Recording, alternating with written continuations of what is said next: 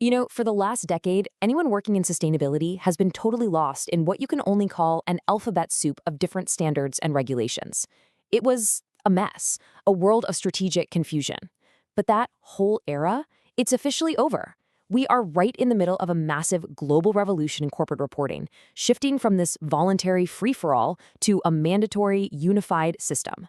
So let's unpack how we got here, and more importantly, where we're all going. And yeah, this image, it pretty much sums up the feeling perfectly. For years, companies were just adrift in this sea of competing standards, frameworks, and a million acronyms.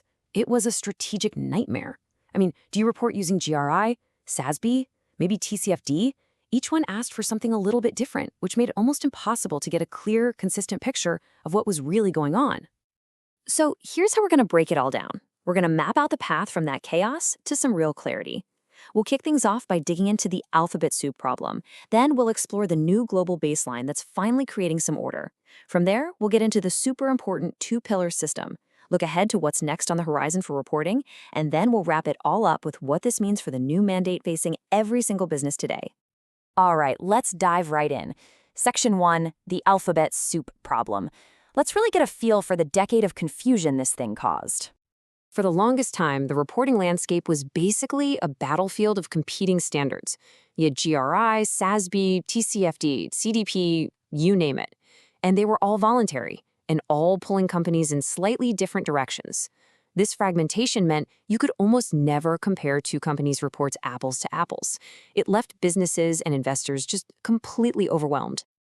And this quote just hits the nail on the head. This wasn't just a paperwork problem, right? It was a fundamental business strategy problem. Imagine trying to plan a long-term investment when the very definition of what's important keeps changing under your feet. That's exactly what companies were dealing with. But, that kind of chaos, it just couldn't last forever. Which brings us to Section 2, a new global baseline. And the hero of this part of the story, the organization that stepped in to create order, is the ISSB. So how'd they pull this off? It was through something people are calling the Great Convergence. First, the IFRS Foundation, and these are the top accounting standard setters in the world. They created the International Sustainability Standards Board, or ISSB. The ISSB's whole mission was to clean up that alphabet soup, so it literally absorbed key frameworks like SASB and TCFD. And then finally, it issued two brand new standards, IFRS S1 and S2, which together create a single global baseline for reporting. And at the very heart of this new global baseline is a really crucial concept, financial materiality. This entire system was designed with one audience in mind, investors. It's all built to answer one critical question.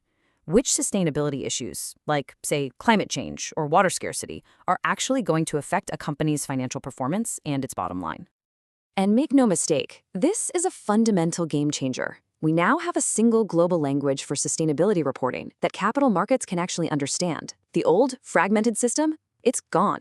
And most importantly, this stuff isn't voluntary anymore. Countries all across the globe, from the UK to Japan to Canada, are writing these standards into law. So we have a global baseline. Awesome. But that's actually only half the picture. In Section 3, we're going to see how this new world is really built on what's being called the two-pillar system. So these two pillars, they represent two different ways of looking at the world.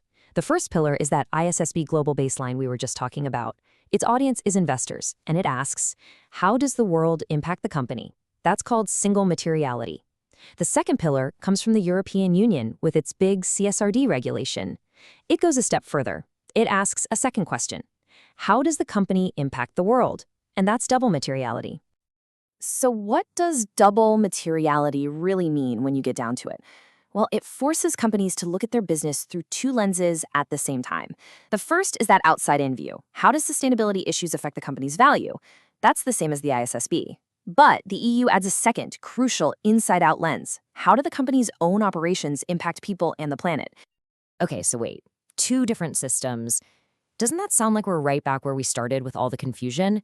Well, not exactly. The secret sauce here is this amazing concept called interoperability.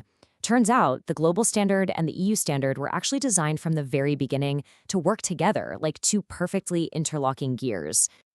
And this interoperability, it creates a really clear, actionable strategy for global companies.